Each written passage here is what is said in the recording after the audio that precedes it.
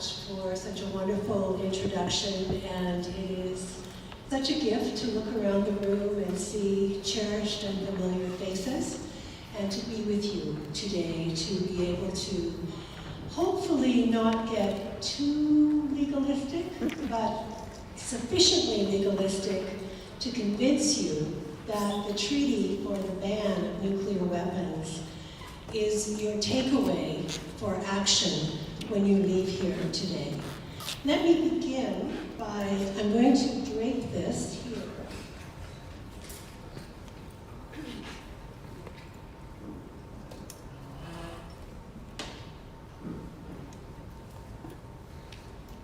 So by way of explanation, this was given to me by women from North and South Korea. And this is you can see the multicolors, and this is the word peace in many different languages. This is a symbol that they use in their ongoing campaign that's been going on now for almost 50 years to try and bring peace to the Korean Peninsula. Now, many of you may already know that there are thousands of American soldiers who are stationed in Seoul in South Korea, and there have been many attempts to bring some measure of peace between South and North Korea. They are technically still at war. There is an agreement, essentially a suspension of war between the two countries, but there has never been a peace agreement. And the leaders, for decade after decade, in trying to bring about peace, have for the most part been women. And this is part of their international campaign. So I want to bring them into your consciousness and my consciousness, because they are among many groups quietly operating in our world, focused at the grassroots level, local leaders who are trying to bring many different kinds of peace to their communities, to their countries, and to the world. And a critical aspect of this quest for peace is to address the issue of nuclear weapons. Now, let me begin by, before I go into the detail on the treaty, I know that this will have happened in other presentations, but I think it's very important as an independent senator and someone who is part of the Government of Canada that I state very clearly a bit of a disclaimer. And that is, I am an independent senator. So when I took my oath of office, I swore to serve our nation, not a political party. And nobody tells me how to vote. And now, for the first time since the founding of the country of Canada, the majority of senators are independents. So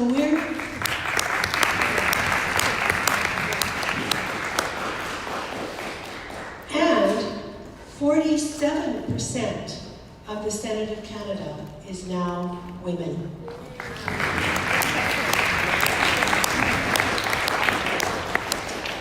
So clearly, I'm not speaking for the Government of Canada, but I do want to make it clear that while I have, on a number of issues, major differences with the Government of Canada, and to be honest with you, for my entire career as a human rights lawyer, I work on issues, I work on causes. I don't work with a particular political party necessarily. It depends on the values. It depends on the actions. It depends on what is actually being done or said in relation to the issues that I work on. So as a result of that, for most of the decades that I've been a human rights lawyer, I have worked with many of the political parties, and I have disagreed and respectfully differed with many of the political parties, depending on the time and the issue. Nevertheless, One thing that I have learned in the 2.5 years when my job has been primarily in Ottawa, primarily as a parliamentarian, part of our joint, what's called our bicameral system, and for those American brothers and sisters that are with us today, there are some real similarities. Your Senate is elected, ours is not, it's appointed. But we both have bicameral, Latin for two houses, a two-house system of our federal government. In our case, the elected House of Commons with 338 elected members of Parliament, and then appointed through our Governor General on recommendation of the Prime Minister of the day, 105 senators. And I have learned in the 2.5 years that I've been actually working at this job that this is a very demanding job. And it's not fully appreciated at all.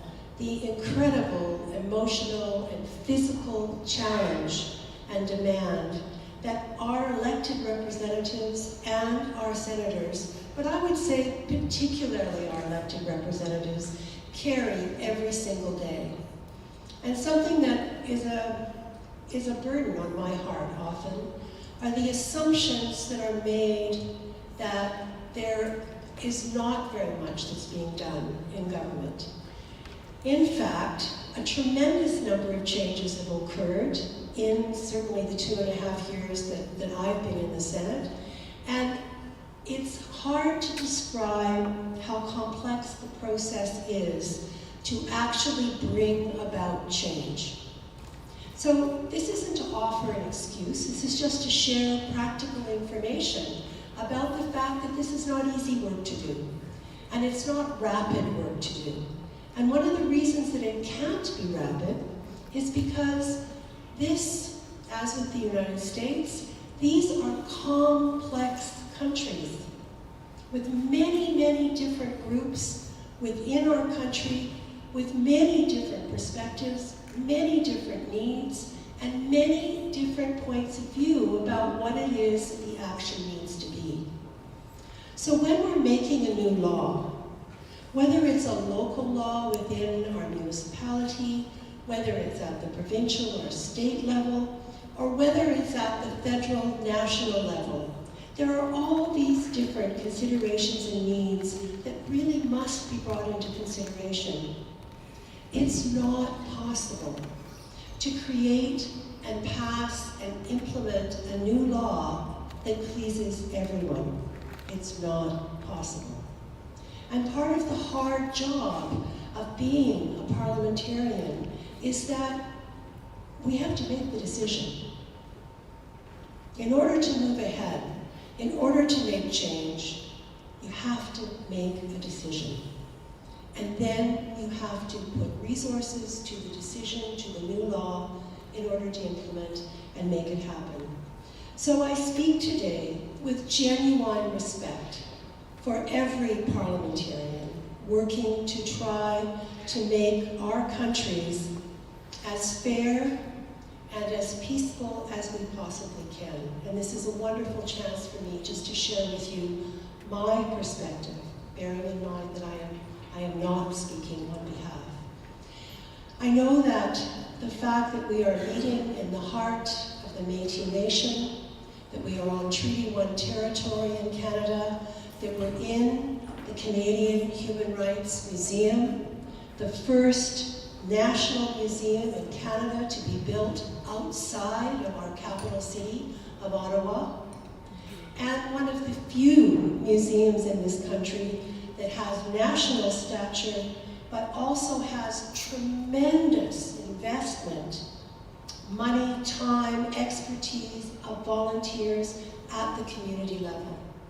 This is truly a national treasure that we're in, but it's also truly a Manitoba treasure, with a tremendous investment by Manitobans to make this museum responsive, relevant, and to create opportunities for action. Let me go to an overview of what I hope that we can take away from today. I'm going to speak briefly about times when Canada was in the room, when the Canadian government did take pro-action in relation to nuclear weapons. I'm going to talk about when Canada was and still is not in the room in relation to the newest Prohibition of Nuclear Weapons treaty, which only was brought forward for signing in 2017. And then I'm going to close with some options for action. And in particular, I'm going to ask you as youth leaders to fully appreciate what you and only you can bring in both countries through youth leadership to improve understanding and action on the whole issue of nuclear weapons. I think it's also probably a really good idea to pause for a moment and make an important differentiation. Nuclear energy does not equal and fully contain nuclear weapons. Nuclear energy has many peaceful uses.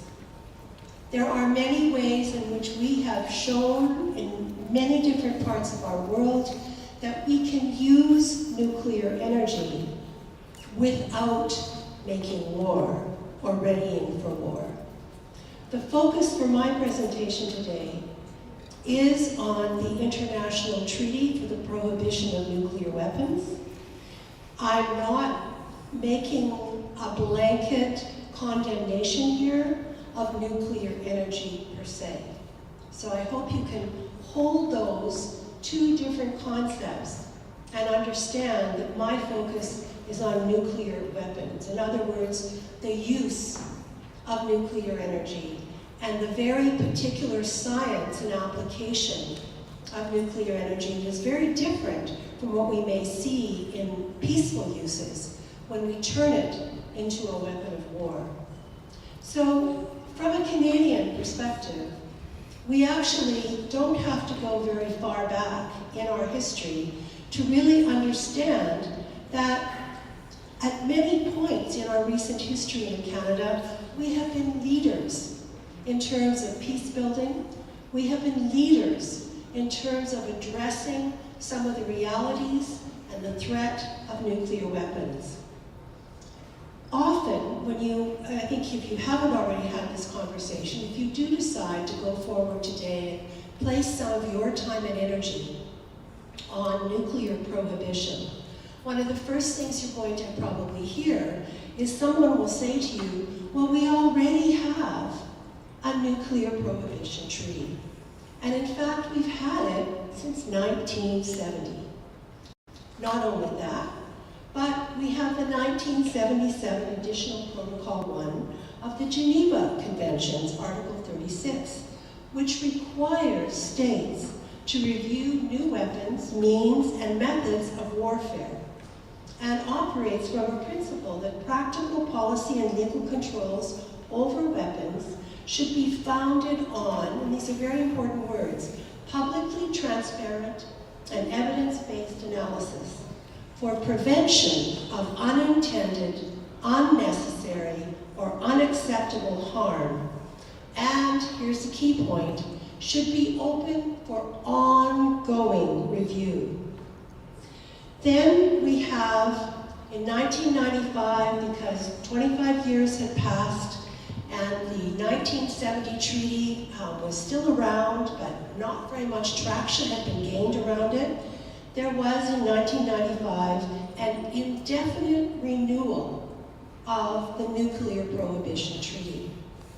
And in 1996, there was the Comprehensive Nuclear Test Ban Treaty that remains unimplemented. So in other words, we've already got on the books of our world government some very clear, strong pieces of legislation, but they have not been implemented. It's the difference between words and action. Let me give you a couple of quick examples of Canadian leadership in international non-proliferation. So let's pause for a moment and unpack that word, non-proliferation. Basically what this means is that the thrust of these agreements and this diplomacy is to stop the production of more nuclear weapons. And let me pause just to ask you a question. As human beings, how many times can we die? Is there anyone in this room that believes that he or she or they can die more than once? So when the non-proliferation treaty was put in place, there were already enough nuclear weapons made and ready in our world to kill each one of us more than 10 times over. Already. And what we're facing in very recent governmental announcements, for example from the United States, is an escalation of producing even more nuclear weapons. The approximate price tag that's been quoted is close to $1 trillion more dollars in more nuclear weapons. So for us as Canadians, what I think is important to know, and if you ever get a chance to remind Justin Trudeau, the Member of Parliament who, until this election was called, was our Prime Minister, if you ever get a chance to remind Justin Trudeau, it might be to ask him to think about what his own father did as an international leader in peace. In 1983, long before most of you were born, but in 1983, more than 35 years ago, Justin Trudeau's father went on an international peace mission by himself, building on the relationships that he had made as a Prime Minister of Canada. And he had one reason for visiting all these different countries and all these heads of state, and to visit NATO headquarters as well. And that was to try to convince them, and in particular to try to convince the NATO leaders, that they needed to press the pause button. They needed to understand that there were enough nuclear weapons to kill people many times over, and that the mindset that kept pushing for more needed to switch. There needed to be a pause. There needed to be reflection. And part of what came out of that personal peace mission was, although he was no longer the Prime Minister, subsequent Prime Ministers, both John Turner, Liberal, Brian Mulroney, Conservative, actually established new ambassador positions. They don't exist anymore, but for a period of time, we actually had ambassadors for peace deployed to the United Nations with full ambassador status to focus on peace building. And there's no reason why we couldn't see that again. By 1997, we also had a remarkable treaty that was not specific to nuclear weapons, but it looked at the anti-personal landmines that had been deposited in conflict zone after conflict zone around the world.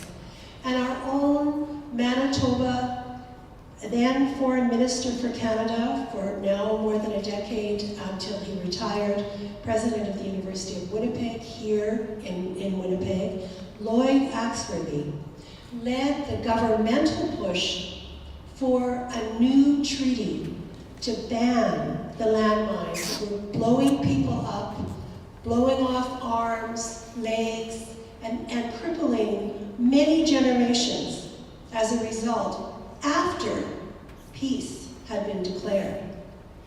And that treaty is really an example that I want to hold for you today to indicate that when you have civil society leaders And I want to argue specifically youth civil society leaders who articulate that yes, this can be done. And it's wrong, it's completely wrong for landmines to remain buried so that unsuspecting people planting their fields, going to get water, walking their child home from school, are going to end up having their lives and their limbs destroyed as a result of these mines. That treaty, often called the Ottawa Treaty, would not have happened unless governmental leaders like Lloyd Axworthy and civil society leaders like Jody Williams had not worked together to make that treaty possible. So throughout the 90s and right up until the mid-2000s, not that long ago, there were numerous additional resolutions that looked at the need not just to stop making nuclear weapons, in other words, the non-proliferation, but to get rid of them. To get rid of them altogether. And that takes us to the thinking behind the 2017 Treaty on the Prohibition of Nuclear Weapons. So again, let's unpack the language for a moment. Right up until 2017, we've had language about non-proliferation. The 2017 treaty is about prohibition. It's a ban.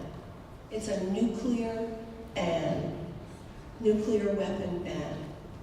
And this is a very important distinction. So let's take a look at the treaty itself very briefly. What's the what and the how? So, we already have almost 2/3 of the members of the UN that indicated that they supported this treaty. And what it would do, once it was activated, is make it illegal for the countries that have signed on to the treaty to develop, produce, test, possess, use, threaten to use, or to transfer to each other nuclear weapons. Now, in July of 2017, the day when Canada was not in the room, 53 states, out of 193 members of the United Nations, 53 states immediately signed the treaty, and 3 of those states also ratified. So what does that mean? Well, some of you in the room have studied with me, have studied human rights, so you understand that signing a treaty is really indicating that, well, you like the idea. You're gonna basically not do anything against that treaty actively once you've signed. But it is not an international legal obligation on your country to sign. It is an obligation that your country is going to work towards getting an agreement to ratify the treaty. And once a country has ratified a treaty, then that country has taken on the legal obligations to do the best they can to actually honor and implement the treaty. So now, 2019, we see 79 countries that have signed the treaty and 32 countries that have ratified the treaty, which makes them states parties to the treaty. Once we reach 50 countries who have signed and ratified, then this becomes an active new international law, a new treaty in the international legal system. So why? What's the push? Why is this a big deal? And why would I be standing in front of you today to say to you as youth leaders and to your allies, those of us who are a long way away from being able to be described as youth, to your allies, this is important for us to focus on. There are so many things that require our attention. And one of the reasons that I'm urging youth leaders to focus on nuclear weapons is because I know every single person in this room is proud of the youth leadership at the UN and around the world on climate change. I'm also willing to bet that many of you in this room have participated in at least one of the actions that have been emerging, coming from the grassroots, coming from local leadership, and then also evident from Greta Thunberg's leadership internationally, and most recently at the UN General Assembly just 2 weeks ago. But I also want to make this link between your actions on climate change and your thinking and understanding and actions on nuclear weapons. There is nothing more devastating to human habitats and to all habitats on Earth than a nuclear explosion. Nothing. This is the big kahuna, folks. This is it. And so, in linking how you understand activism and concern on climate change and positioning nuclear weapons as an integral problem and risk and threat within climate change is what I'm asking you to think about for today. Really what we need is we need a shift. We need a pivot. We need some new thinking. Paradigms do not shift, for the most part, from the inside. Paradigms shift by external influence, and that's where you come in. For a large part, maybe I'll just ask at this point, how many people in the room currently can vote in a national or federal election? Okay, so the majority of people in this room cannot yet vote. I'm a very strong supporter of lowering the voting age to 16 in this country, and it's part of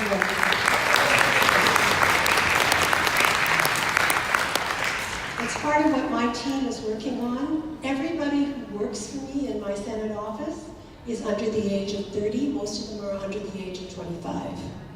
So it's a way in which it helps me to understand and appreciate the concerns and the perspectives that young people bring to issues.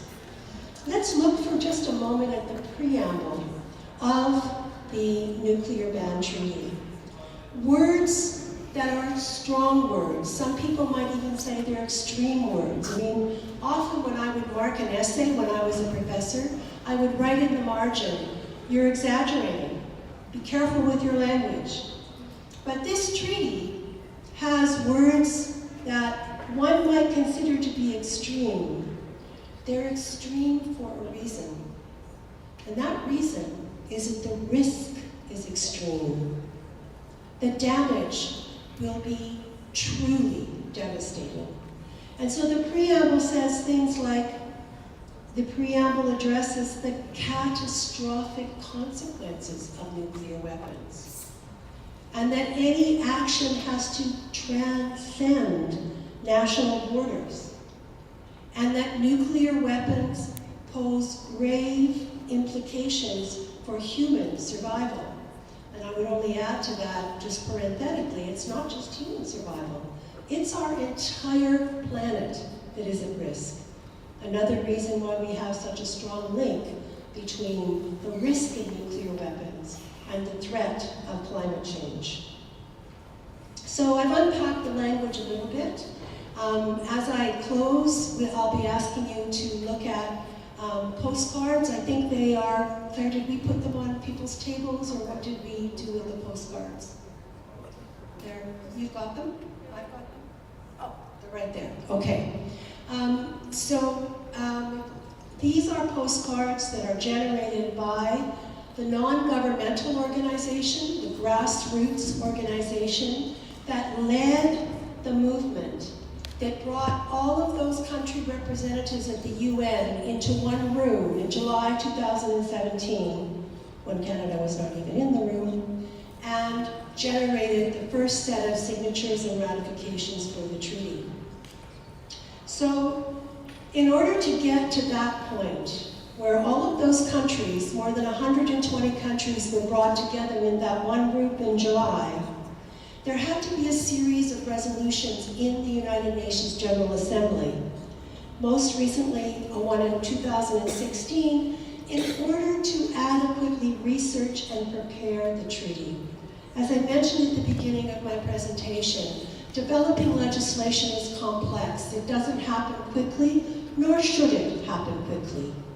The implications for human beings in many different situations are such that we need to be understanding not only the obvious impact of legislation, but what maybe we didn't think about.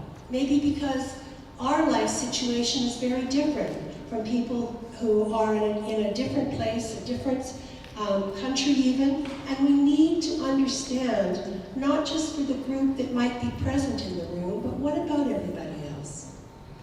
Well, in that resolution that was needed in order to move ahead to actually presenting the nuclear ban treaty, Canada actually voted against there being that movement forward. And it also sided very strongly with the United States in saying that nuclear weapons are essential for security, and in supporting what I'd already mentioned, the $1 trillion+ movement for, quote, modernization of nuclear weapons, which, folks, is just really more nuclear weapons, and there is no evidence whatsoever that the old nuclear weapons are not still working just fine in terms of destroying everything in large areas if they were detonated. So the kind of activism, the kind of civic engagement, if activism makes you nervous is a word, the civic engagement, the local leadership, the youth leadership that is absolutely essential, we've already seen some of that. And one of them in Canada is this citizens treaty that has traveled around the country, that has allowed people to sign. For a period of time it was on Parliament Hill, but it's been here in Winnipeg, it's traveled around the country, and I'm very sad to say that on the day that it was possible for parliamentarians to sign, I was actually the only senator who came out of our Senate bubble on the Hill and came out to sign the treaty and to stand with the civil society activists. That's not a good thing. That doesn't make me happy to have to tell you that. And it is one of the things that I hope to do as a parliamentarian. I'll never stop finding ways to bring this up in one manner or another in our parliament. And I really truly believe that the next opportunity we have, there'll be many more senators than just me who will be coming to sign and to really pay attention to the impact that nuclear weapons have by their existence, and then, God forbid, Creator forbid, by their actual detonation. Somehow, in all of this, Canada voting against in the actual resolution in 2016, Canada refusing to be even in the room for the discussions in 2017, somehow everybody forgot a unanimous resolution, exactly the same wording, unanimous in the House of Commons and unanimous in the Senate of Canada, that both of these houses of our Parliament unanimously adopted a resolution encouraging the Government of Canada, quote, to engage in negotiations for a nuclear weapons convention. Didn't happen, even though parliamentarians a few years before, and by the way, for those that ascribe importance to the political leanings of the government in power, that was in a period when Canada had a Prime Minister who was considered decidedly right-wing, Prime Minister Harper, and even then, we had unanimous resolutions from both the House and the Senate. So we had 122 countries And you know, that's interesting because right now, Canada is a candidate for one of the seats on the UN Security Council. The United States has one of the 5 permanent seats. So this is not an issue for the United States. It will, for the foreseeable future and all of the past 70 years that the Security Council has existed, the United States has had one of the 5 permanent positions, which is in effect a veto position on the Security Council. But Canada has to compete with the other 180 plus countries every couple of years to try and get a seat on the Security Council. We tried in 2010, we didn't make it. The last time that Canada's been on the UN Security Council was in 2000, when Lloyd Axworthy was our foreign minister and very ably represented Canada and brought in some very powerful positions to be considered by the Security Council. So 122 countries that signed on in support of this new nuclear ban treaty, coincidentally, that's awfully close to the 128 countries that Canada needs to support it being elected to the Security Council.